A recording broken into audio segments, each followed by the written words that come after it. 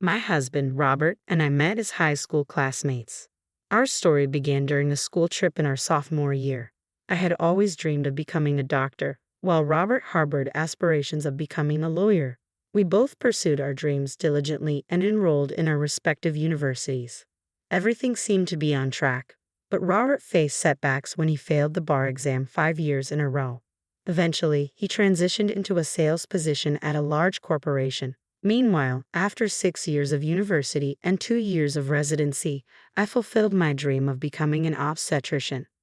Congratulations on becoming a doctor and achieving your dream, Amy, Robert cheered, genuinely sharing in my joy as if it were his own. Thank you. I think things are going to get even busier now. I'm sorry if I have to cancel our dates more often than before. During my residency, I was called in for emergencies several times, and now as a full-fledged obstetrician, the responsibility is even greater.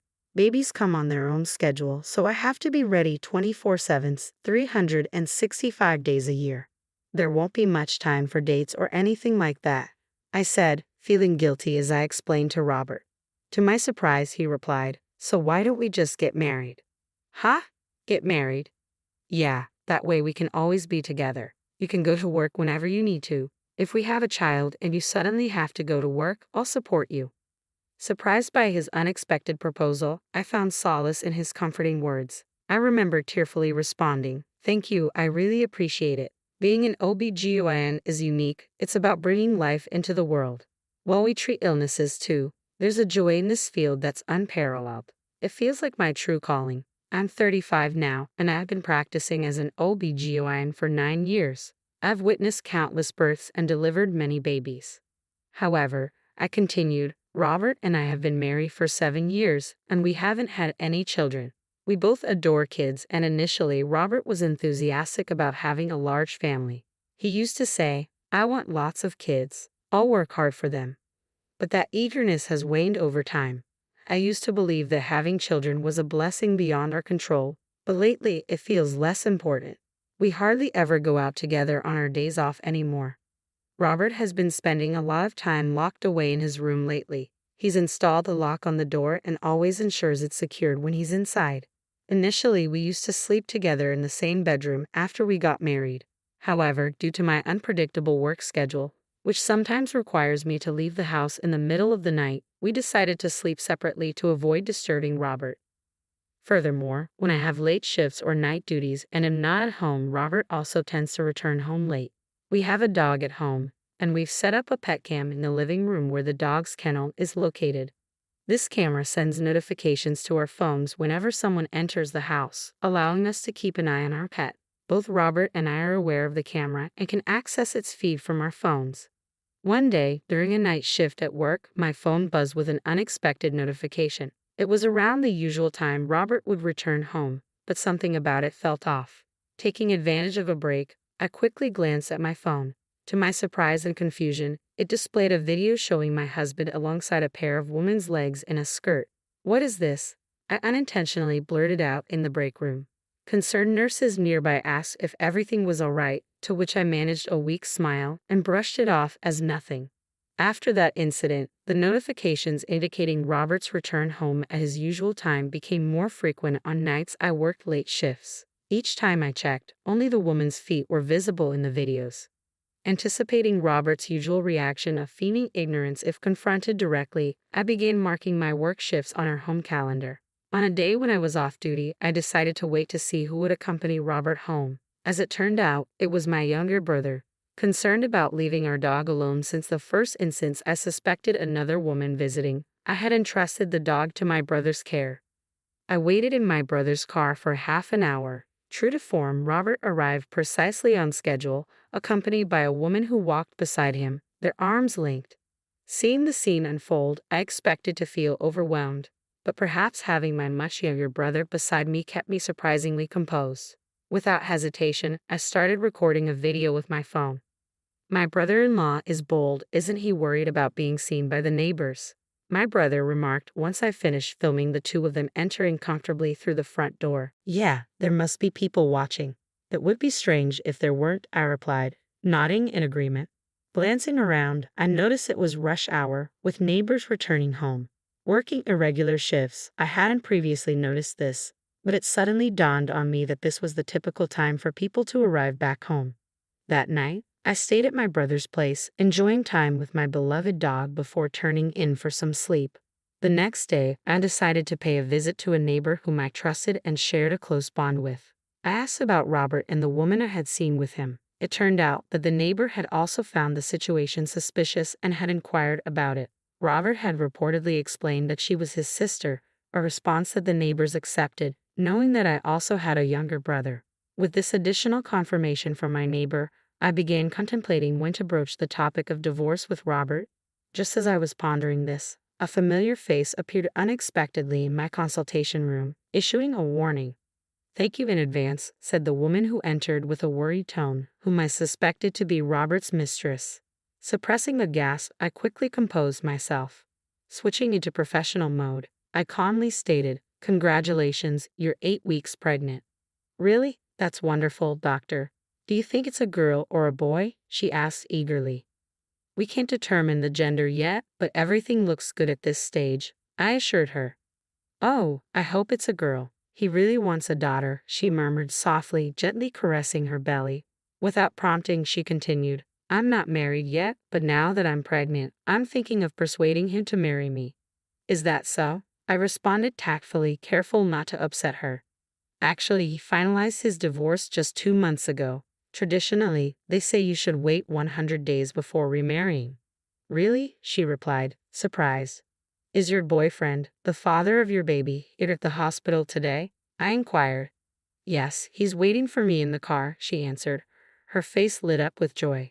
I informed her that I would like to speak with him as well.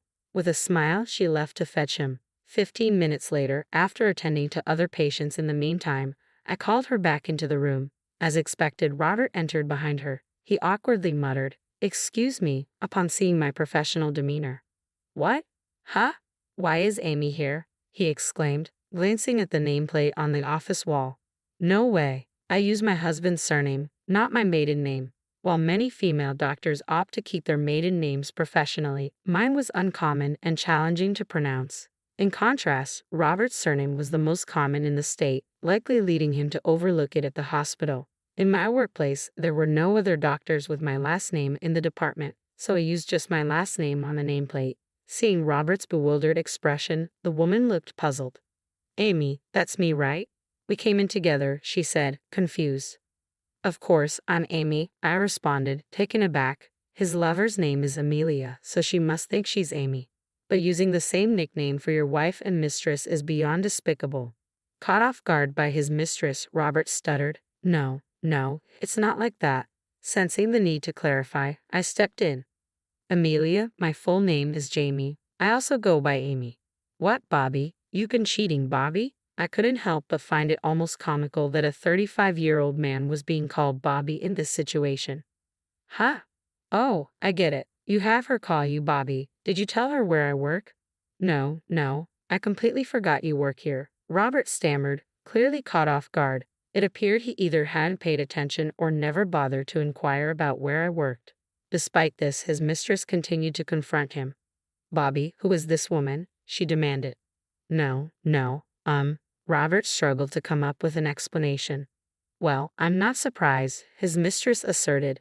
"According to what I've been told, Robert divorced me 2 months ago." Confronted by Robert's silence, I decided to clarify the situation for his mistress. "Amelia, I'm Robert's wife." "What, Robert? So you lied about divorcing her to marry me?" The mistress turned to Robert, incredulous. "It's not like that right now. Just please be quiet, Amy," Robert finally interjected. "What are you saying? We need to clear this up. You've been lying to me, haven't you?" I pressed, feeling the urgency to uncover the truth. I said, "Just stop," Robert replied, clearly flustered. It was understandable. Nobody could remain composed while being accused by their mistress in front of their wife. "When did your relationship with Robert begin?" I asked the mistress, who answered honestly, "About a year ago."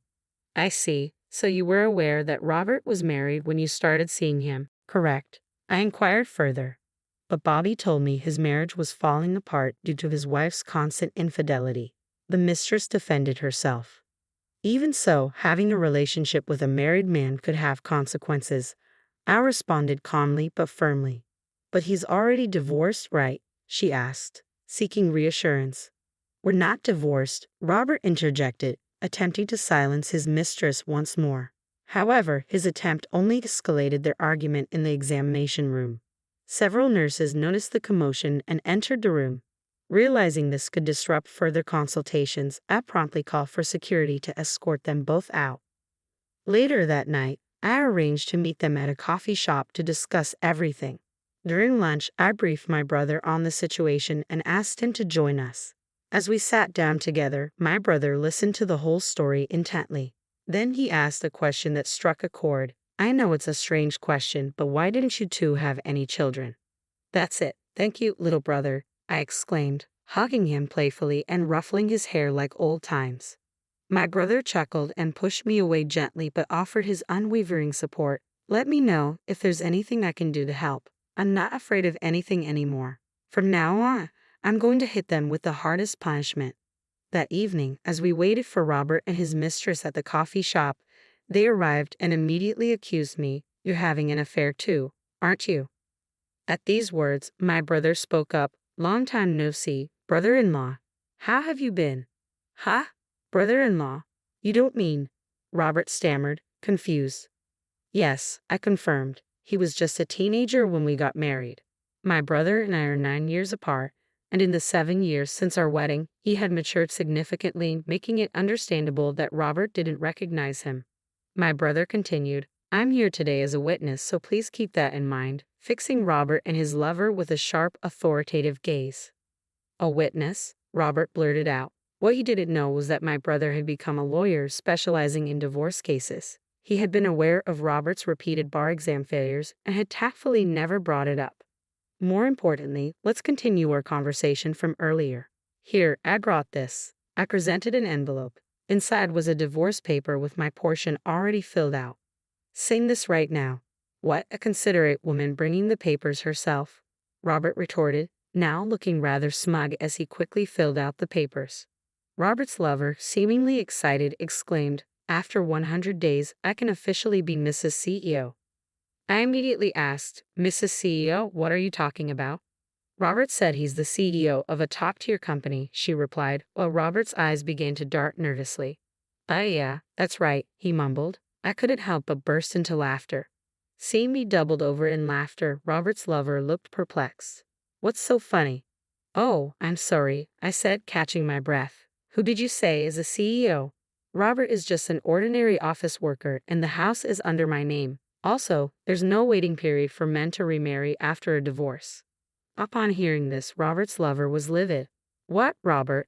How many times were you going to deceive me? I've had enough. I thought you loved me. Well, I thought you were rich and had a big house. Otherwise, why would I fall for an old man like you? She retorted. Watching the two bicker, my brother and I couldn't help but crack a smile. Now, it was time to send my husband further into the abyss. I swiftly handed Robert some documents. What's this now, Robert? I asked bluntly, tearing open the envelope. As he glanced at the contents, his face turned as pale as a sheet. What is this? He stammered. Do you remember when we had trouble conceiving and got ourselves checked? This is the result from back then. I didn't mention it because I knew it would hurt your ego. Is this mine? He asked, trembling.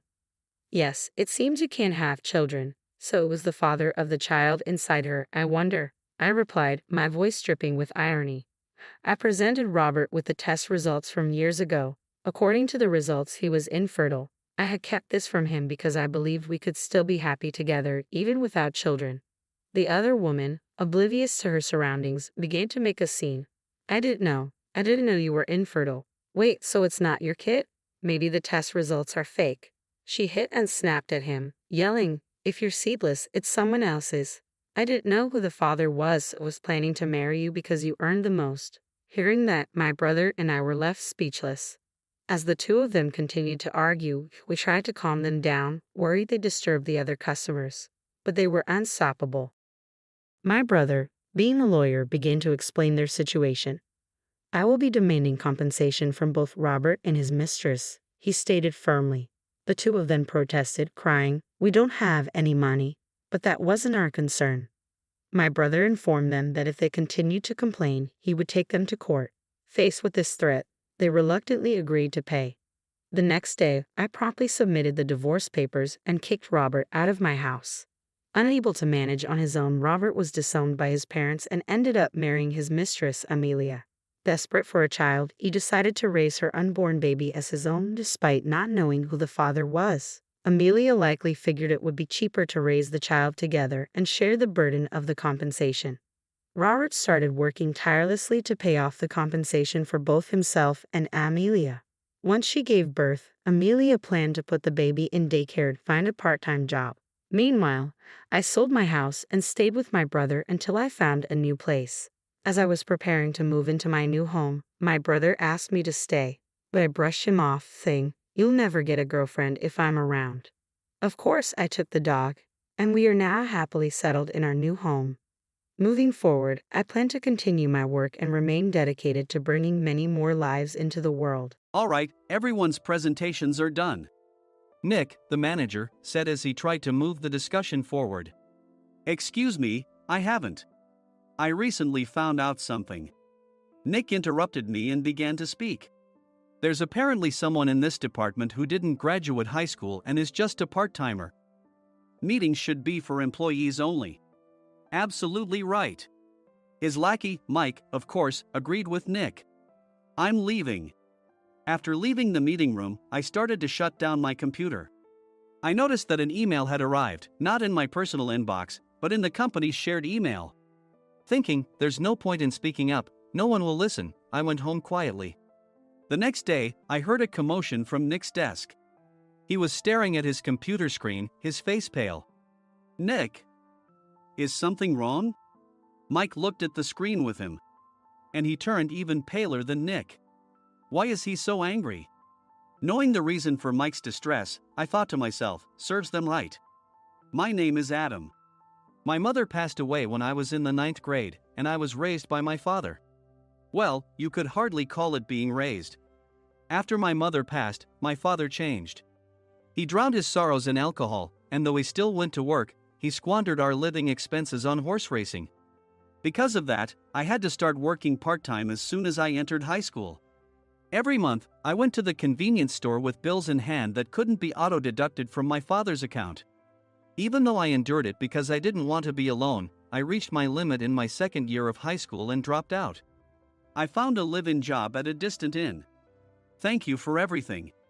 The day I left home, my father, still staring at the TV, spoke. Take care.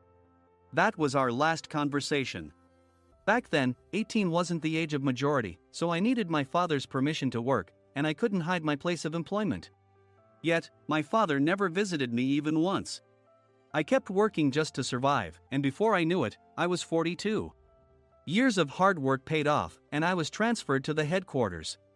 I was thrilled to be recognized by the company, as I thought I'd be working in the field until retirement due to my lack of formal education. Listen up.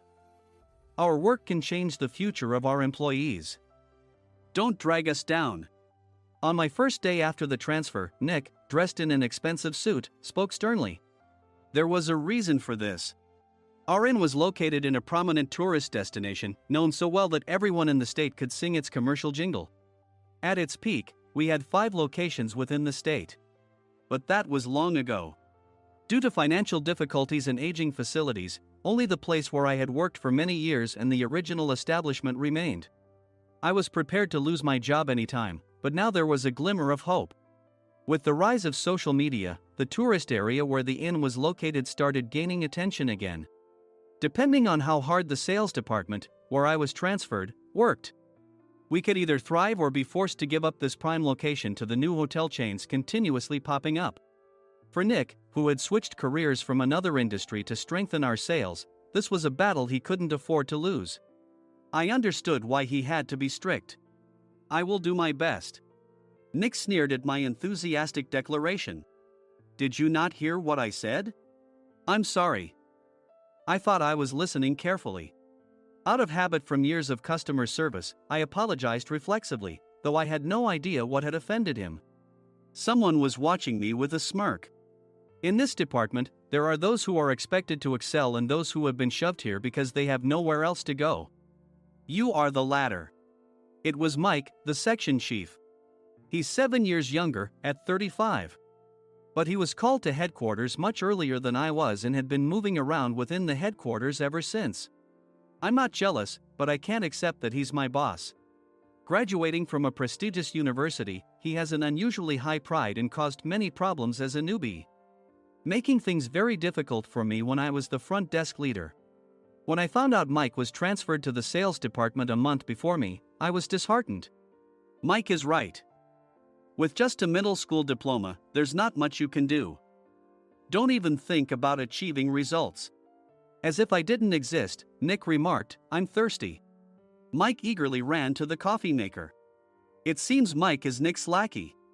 I regretted being happy about my transfer to headquarters, wishing I had stayed on site forever. Send a direct mail to every company on this list by the end of the day. Nick only assigned me tasks that even a new graduate could handle. What? There are over 1,000 companies. You want me to send to all of them by today? Yes, if you and your fellow misfits split the work, even those with nowhere else to go should finish by today. I glanced at the employees typing away expressionlessly. They were worn out from customer service, only thinking about leaving on time, or were women reassigned after having children, with zero motivation for work. Even Sam, a new graduate from the same university as Mike, who was supposed to be among the expected achievers, had no enthusiasm for the job, having joined the company wanting to do customer service. I don't care what they say, I plan to quit anytime, he said. Only Nick and Mike were highly motivated, making all the decisions between the two of them. I originally only wanted to work at the inn to survive and had no particular attachment to this job. I swallowed my words, thinking I had no right to reprimand them. About a month after the transfer, Nick told us with a frustrated look. To commemorate the 50th anniversary, we've decided to create a plan exclusive for one group per day. Originally, Mike and I were supposed to come up with it, but our president, Mr. Thompson, insists on hearing everyone's opinions. So, you all get a chance. As Nick explained, Mike began handing out prints. Make sure not to embarrass Nick. If your ideas are half-baked, you'll have to redo them. It seemed that they had printed his handwritten notes by Mr. Thompson, which included several questions and a section for free responses. It made sense why Nick had to seek our input, given that all responses had to be submitted to Mr. Thompson. We were given a week to think about it, and a meeting was scheduled to compile our ideas. My plan is to let guests enjoy both the old and modern America. Nick began the presentations. Guests would watch a master confectioner at a nearby traditional sweet shop make sweets in front of them. The welcome drink would be premium tea in a bottle. Nick's plan was certainly attractive. After his presentation, Nick called on us to present in the order we were seated. Just as I stood up for my turn. All right, everyone's presentations are done. Excuse me, I haven't. I recently found out something. Nick interrupted me. There's someone in this department who didn't graduate high school and is just a part-timer. He was likely talking about me. I joined the company as a part-timer and was made a full-time employee when I turned 20. That was 20 years ago, so Nick and Mike probably had no chance to know until recently. Meetings should be for employees only. Absolutely right. After that, Nick kept creating opportunities to solicit everyone's opinions, purposefully excluding me from speaking. The meeting unexpectedly heated up and went past the scheduled end time. A few people asked to leave, and the discussion continued with the remaining few. Still here? Normally, you'd leave in that situation. Though I had no attachment to the job initially, hearing kind words from customers made me want to make them happier. For someone like me, with nowhere to go, the inn was my home and customer service was my life. I felt pathetic about my current self. I'm leaving. I left the conference room and started shutting down my computer. I noticed an email had arrived, not in my personal inbox, but in the company's shared email. Thinking no one would listen to what I had to say anyway, I quietly went home. The next day, while preparing the DM as instructed, I heard a commotion from Nick's desk.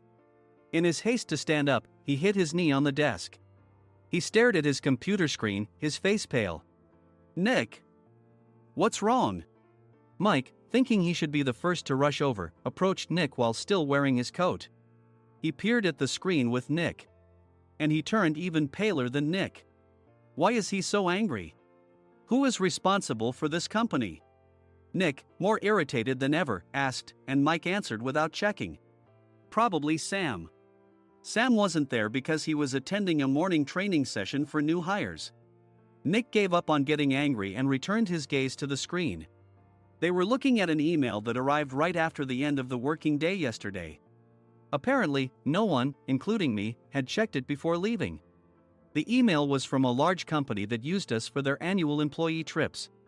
The president and executives of that company also frequently used our services personally. President of the company, Mr. Mason himself, had declared that neither he nor his company would ever use our services again. Well, some companies cancel their employee trips or stop using our services due to financial struggles. Let's just move on. Mike kept wiping the sweat from his forehead with a handkerchief.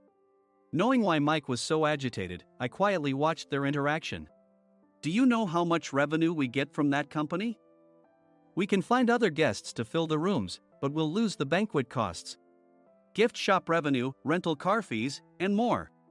Moreover, the gifts were supposed to be prepared by the traditional confectionery shop involved in Nick's proposed plan. If it's known that we incurred such a huge loss at this critical time, Nick's position in the company would be jeopardized. Nick took a deep breath, seemingly trying to calm himself. All right, Mike. Go to New York right now and apologize to Mr. Mason. What? You're coming with me, right? I have urgent work to do. I trust you, which is why I'm entrusting this to you. Please. Mike, believing Nick's sincerity, agreed with a determined look on his face, saying, yes. That's Nick for you. Even if Mike went to apologize, Nick would shift all the blame onto him if the client didn't change their mind. Well, it was Mike's fault to begin with, so it served him right. About 3 hours later, Sam answered a call from somewhere and repeatedly apologized, saying, I'm very sorry. Everyone watched to see what was happening. After ending the call, he informed Nick with a weary tone. When Mike arrived at the client's company, he only made things worse, further infuriating Mr. Mason. He was demanding, get his boss here immediately. It was no wonder Sam was exhausted, dealing with such a call right after returning from training. What is that idiot doing? All right, Adam, you're coming with me. If sacrificing Mike didn't work, then I must be next. Normally, I'd want to refuse at all costs, but I saw an opportunity in this situation. If I can be of assistance, I'd be happy to join you. I obediently followed Nick, and we flew to New York. When we introduced ourselves at the reception, it became clear how serious the situation was. As the receptionist personally escorted us to the president's office. Angry voices leaked through the door, making both Nick and me uneasy. Excuse me. I'm Nick, the supervisor. I understand my subordinate has caused you trouble, and I deeply apologize. Nick, with his experience in the corporate world, knew enough to offer an apology before excuses. However, his customer service skills left much to be desired. I sighed as I saw Mike trembling like a small dog in the corner of the room. What kind of training are you giving your subordinates? Mr. Mason glared at Nick with a red face. The intensity of his gaze made even Nick take a step back. Regrettably, I joined this company only 2 years ago and was unaware of Mike's issues. I should have identified his shortcomings sooner. Indeed. I should have realized sooner. No sensible person would come to apologize and then give a lengthy presentation on the drawbacks of not using their in. Nick froze, his mouth slightly open. Suspecting the worst, I picked up the documents that had fallen to the floor. It seemed Mike hastily prepared these documents on the plane, listing the disadvantages. Disadvantage 1, if you change the venue for the company trip, employees might suspect it's for cost-cutting reasons, leading to a negative impression. Reading it aloud half-jokingly, Nick snatched the papers from my hand and checked the contents with a furious expression. Among the stack of documents was a receipt from a nearby convenience store's copy machine. I felt a pang of dread, hoping he hadn't shown the receipt as well. What do you think he said when I asked what kind of nerve he had to do this? I'm very sorry. Faced with the dire situation, Nick must have thought there was nothing left to do but apologize. In a voice smaller than I'd ever heard from him, he uttered words of apology. He said, "I'm a Harvard graduate. I don't believe I said anything wrong." "Mike! What have you done?" Forgetting his plan to pin the blame on Mike, Nick yelled loudly, even in front of Mr. Mason. "I didn't do anything wrong." "You're still saying that? Look at him." Mike pointed at me with a shaking hand. "I was assigned to headquarters in my 20s and now I'm a section chief. This guy only made it to headquarters at 42. Everything I've done proves I was right. So why are we losing the contract?" Having said his piece, Mike collapsed to the floor. "Of course. You were sent there because you had nowhere else to go." Mike never expected to hear such words from someone he looked down upon. He lunged at me, and Nick hurriedly stepped in to stop him. "Mr. Thompson told me Mike is a quick thinker, and to take good care of him." There's no way he was pushed aside. "Don't make things worse here." "He didn't say quick thinker, he said only quick-witted, didn't he?" I don't remember that part." I recalled the many troubles Mike caused when he was a newbie. When Mike was on the front line, his pride was so high that he never apologized to customers. Customer service, especially in our job, doesn't work alone. It brings both good and bad situations. If the front staff or housekeepers made mistakes, or the cleaning company didn't properly clean a room, one had to apologize to the customers regardless of personal fault. Mike, in such situations, would never apologize, insisting he wasn't at fault. This often angered customers, and as the front desk leader, I frequently had to apologize on his behalf. He caused complaints and disrupted operations, which is why he was quickly moved to headquarters. In departments where he didn't interact directly with customers, his quick thinking was beneficial and things went well. But it seemed his flaws were starting to show. Corporate reservations are supposed to be entered into the system by the sales representative. But a quick check yesterday revealed that more than 10 items were missing from the client's reservation. The handover document clearly stated what needed to be prepared. Why didn't you enter it into the system? Why do we have to give them special treatment? Filling rooms near the banquet hall, setting up all the food in advance. Specifying the brand of wine, they're too demanding. No wonder he always angered customers, I thought, feeling a headache coming on. Grouping them in rooms near the banquet hall is for our benefit too. It makes it easier for the staff to set up beds and serve breakfast since everyone's schedule is synchronized. As for the other requests, Mr. Mason suggested them to lighten our load. I didn't know that. Nick finally seemed to realize that Mike was the one who had angered the client. What did you say to them? I just told them we wouldn't give them special treatment anymore. We shouldn't waste effort on things that don't bring in money. I was utterly exasperated at his lack of understanding of customer service. Of course, we shouldn't comply with unreasonable demands. But carrying over successful practices from past stays makes customers feel remembered and enhances their experience. Good memories encourage repeat visits. That's part of our job. I looked down at Mike, who was sitting on the floor. In our job, nothing is a waste. Mr. Thompson likely moved you to the sales department, hoping you'd finally understand this. How do you think he feels now that you failed to meet his expectations? Mike, tears in his eyes, fled the president's office. I was amazed he still hadn't apologized. You have it tough, Adam. It's okay, we're all employees of the same company. I deeply apologize for this disrespectful incident. Especially after all the care you've shown us. If it weren't for you, Adam, I really would have stopped staying here. When I heard you were moving to the sales department, I was willing to reconsider if you handled it. Seeing us talk so amicably, Nick's face contorted. Do you two know each other? Adam's service is excellent. I always requested him specifically. Normally, we don't accept specific staff requests, but we made an exception for Mr. Mason, adjusting my shifts accordingly. He had personally stayed at our hotel just before my transfer, and during casual conversation, I mentioned, I'm moving to the sales department soon. If I hadn't told him then, things could have been much worse. Please continue to take care of us. I look forward to it. On the return flight, Nick awkwardly offered me a can of beer. It's still working hours. Of course, I had no intention of forgiving him for a single beer. Nick might try to pin everything on Mike and avoid any consequences.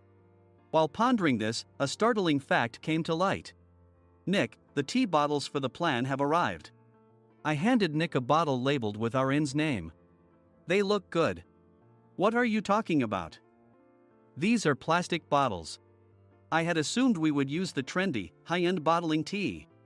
But what arrived were ordinary plastic bottles of tea with customized labels. The only unique aspect was the label, which had the inn's name, making it look customized. Upon further investigation, I discovered that a substantial amount of money was set to be paid to the tea company. It was priced like bottling tea. Does this plastic bottle really cost $100 each? The tea inside is specially blended for us. The extra cost is for that. Wouldn't it be better to use another tea company? Or is there a specific reason we must use this one? As Nick continued to make excuses, I showed him a printed email. I informed the tea company's president, Mr. Mitchell, that we discovered irregular payments and he confessed. He said you two were high school classmates and planned to split the extra money. That idiot. Why did he confess? That's not important.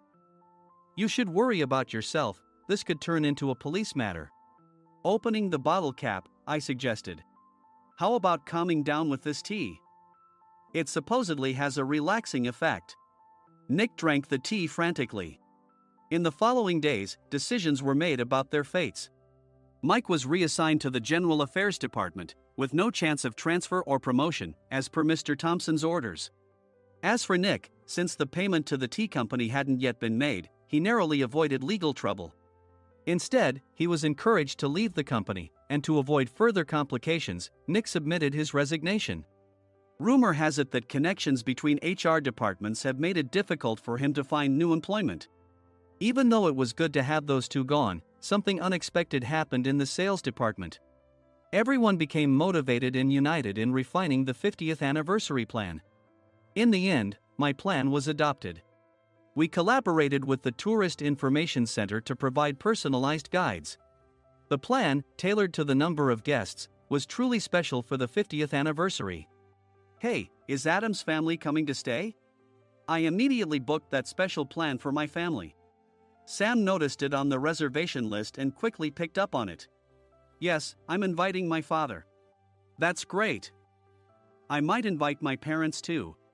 I lacked the courage to face my father just as Adam. But here, with the confidence Mr. Mason praised, I felt ready. The 50th anniversary plan was a perfect opportunity to reconnect with my father. I hoped to bring back the days when we could laugh together as we once did.